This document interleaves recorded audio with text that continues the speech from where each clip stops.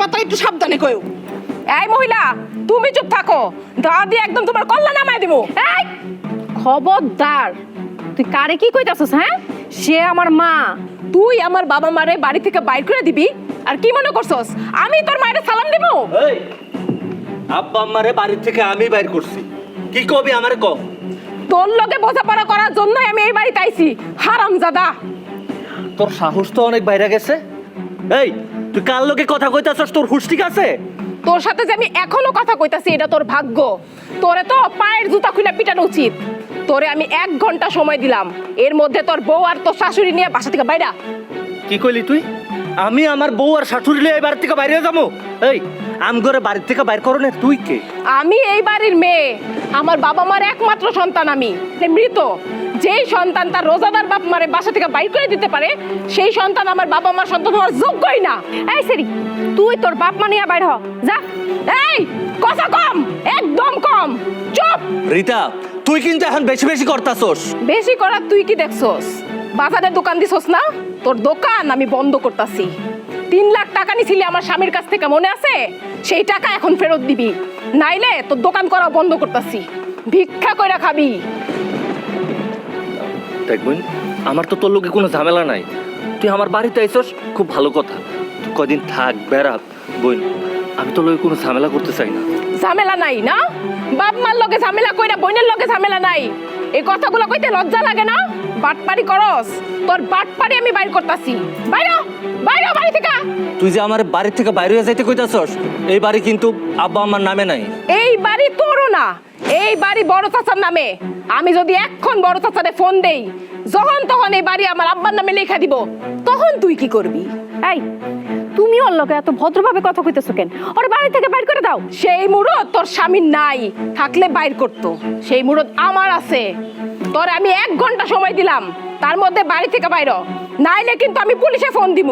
Police আইনা সবটির ঘাট ধরে বাড়ি থেকে বাইর করে দিব। মনে রাখিস আমার কথা, আমার স্বামীর কিন্তু পাওয়ার আছে। মানে চুপ কর, একটু চুপ কর। তুমি চুপ থাকো। তোমার লগে এত অন্যায় অত্যাচার হয়েছে, কেন আমারে বললা না? একটা ফোন দিতে পারতা। তোমাদের জামাই কেমন মানুষ তুমি জানো না? এই হারামজাদা গিয়া কইছিল 3 লাখ টাকা লাগবো, দোকান দিব বাজারে। আমার স্বামী সাথে সাথে অনেক টাকা বাই করে দিছে।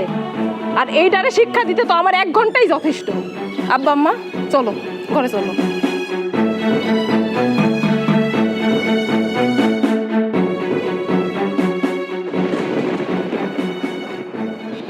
তোর নন্দের জামাই কি করে রে?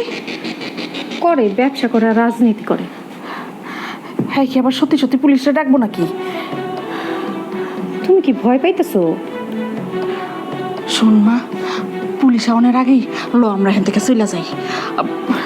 কথা যায় না, পুলিশ আয় যদি তোর জামাইরে ধরে নিয়ে যায়, লগে তো আমগরও ধরে নিয়ে যাইব। মা তুমি এসব কি কইতাছো? আমার জামাই তো তার নিজের স্বার্থের কারণে তার বাপ মারে বের করে নেই, আমাকে দুজনের কারণে তার বাপ মারে বের করছে। সে বিপদে পড়লে তার আমি কেমনে রাইখা চলে যাবো? ওকে বিবেক জাগ্য উঠছে, এত বিবেক জাগনের কিছু নাই। নিজের বাঁচলে বাপের নাম।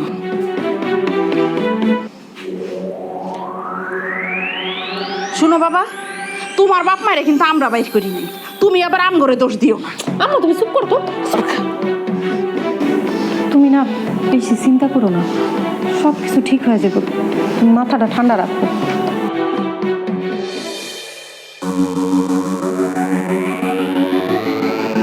রমিজউদ্দিন সাহেব কি বাড়িতে আছেন? রমিজউদ্দিন সাহেব।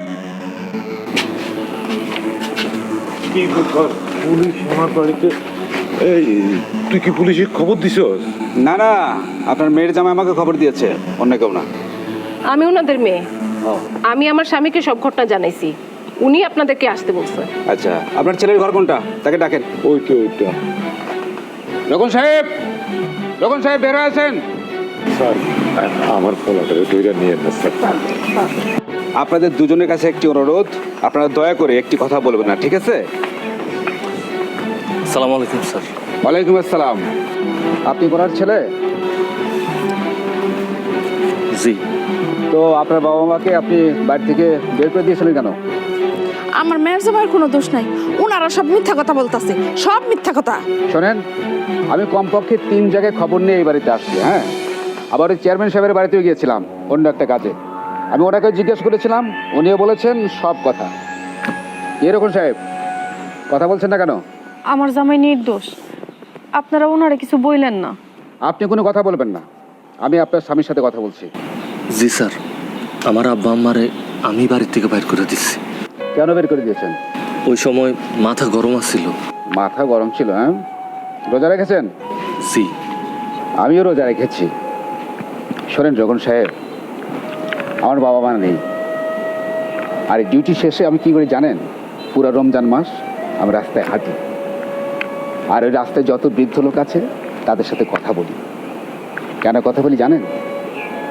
কথা বলি এই জন্যে যে তাদের সাথে কথা বলে আমার বাবা মায়ের অভাবটা পূরণ করতে চাই। কিন্তু বাবা মা তো বাবা মাই, বাবা মার অভাব অন্য কারোর সাথে কথা বলে পূরণ হয় না, বুঝছেন? আমার পূরণ হয় না। আপনার বাবা মা যখন থাকবে না তখন আপনার এই অভাব পূরণ হবে না। তার বাপ মায়ের অনেক দোষ আছে স্যার। আপনি তো ওনার শাশুড়ি, তাই তো? শোনেন, দোষ আসলে ওনার বাবা মার না, দোষ হলো আপনাদের দুজনের। আর আপনাদের দুজনের কারণেই উনি ওনার বাবা মাকে বাড়ি থেকে বের করে দিয়েছে। আর আজকে আমি ওনাকে অ্যারেস্ট করে নিয়ে যাব এই আপনাদের দুজনের কারণেই। স্যার এই- স্যার আ- স্যার, আমার পোলা নিয়ে না স্যার। আরে, স্যার স্যার, আমার পোলা ও স্যার, আমার কেউ নাই স্যার। স্যার ওরে ধরে আরে নিয়ে না স্যার। দাঁড়ান তো, দাঁড়ান আপনি। স্যার স্যার গো, এই বলারে আমি 10 মাস 10 দিন পেটে ধরছি। ও আমার কইজা টুকরা, ও যদি জেলে থাকে আমরা মরে যাবো। স্যার আমরা একটা কাজ কর, আমরা আম করে ধরে নিয়ে যান তো আমার বলারে নিয়ে। আমরে ধরে নিয়ে যান স্যার, ওরে নিয়ে না স্যার। রোহন সাহেব দেখছেন, দেখেন এই হলো বাবা মা। এখন কি বলবেন রোহন সাহেব? আম্মা, আম্মা, আমার তোরা মাফ করে দাও। আমি বুঝতে পারি না আম্মা, আমি না বুঝে ভুল করে বলাইছি আম্মা। আমি অনেক অন্যায় করছি তুমি লগে, আমার আম্মার লগে কত কষ্ট দিছি তুমি করে। তোমরা রোজা রেখা সারাদিন রোজা থাকছো, তুমি করে খাইতে দেই নাই। আম্মা মাফ করো না আম্মা, তুমি যদি আমার মাফ না করো তাহলে স্বয়ং উপরওয়ালা আমার মাফ করবো না। আমি আমার নিজের কাছে মনে হইতেছে আমি একটা কুলাঙ্গার, পৃথিবীর সবচেয়ে খারাপ একটা পুলা। মাইসের তো বাম্মা বাচ্চা থাকে না, তারা বাম্মার সেবা করে লেগে বাম্মারে পায় না, আর আমি পাইও দাঁত থাকতে দাঁতের মোটাতে দিই নাই। ও আম্মা, ও আম্মা, আমার মাফ করে দাও। অফিসার, আমি অনেক খারাপ একটা মানুষ, আমার আব্বা আম্মার লোক আমি অনেক অন্যায় করছি, আমার অ্যারেস্ট করেন, লয়া দেন আমার থানায়, পৃথিবীর সর্বোচ্চ শাস্তি আমার দেন। এখন আর আপনাকে থানায় নেব না, আর আপনার নামে তো কোনো মামলা নেই।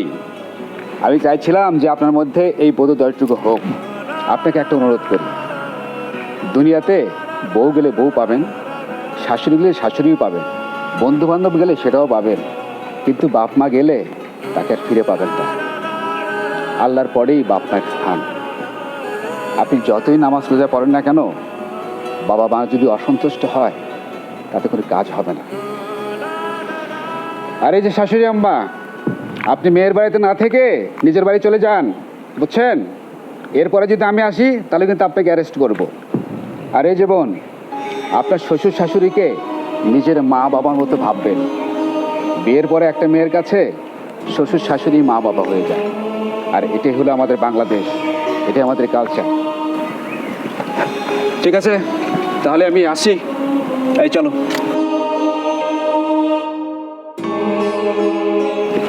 আব্বা, আব্বা, আম্মা, আমি তোমার কথা দিতেছি, আজকের পরের থেকে আর কখনো তোমার লোকে খারাপ ব্যবহার করুন না, তোমার মনে কষ্ট পাও এমন কোনো কাজ করুন না।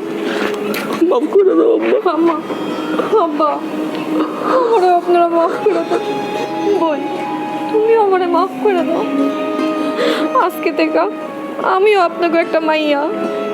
মা হয়েছি তো মা গো, 10 মাস 10 দিন সন্তান পেটে ধরছি, পেটে ধরে জ্বালা কি বুঝি। তুমি একদিন মা হইবা, সন্তান পেটে নিবা, তখন বুঝবা মায়ের পেটে জ্বালা কত। তোমরা তো আমার সন্তান, আমরা কিছু মনে করি নাই, মাফ করে দিচ্ছি। বিআইন আমারে কি আপনারা মাফ করবেন নাকি আমি চলে যাব? ছি ছি বেআইন সাহেব, এটা আপনি কি বলেন? এইসব কথা বলে আমগুলো লজ্জা দেওয়ার কোনো মানে আছে? এই বাড়ি তো আপনারই বাড়ি, এই বাড়িতে আপনিও থাকবেন, আপনি তো আমাদের মানুষ। হবেন আপনি আমার বোন, বোন কি বোনের পালাই যেতে পারে? আম্মা, আব্বা, আজকের পর থেকে আমগো সংসারে আমগো পরিবারে কোনো অশান্তি থাকবো না। আমরা সবাই মিলে একটা সুখী পরিবার।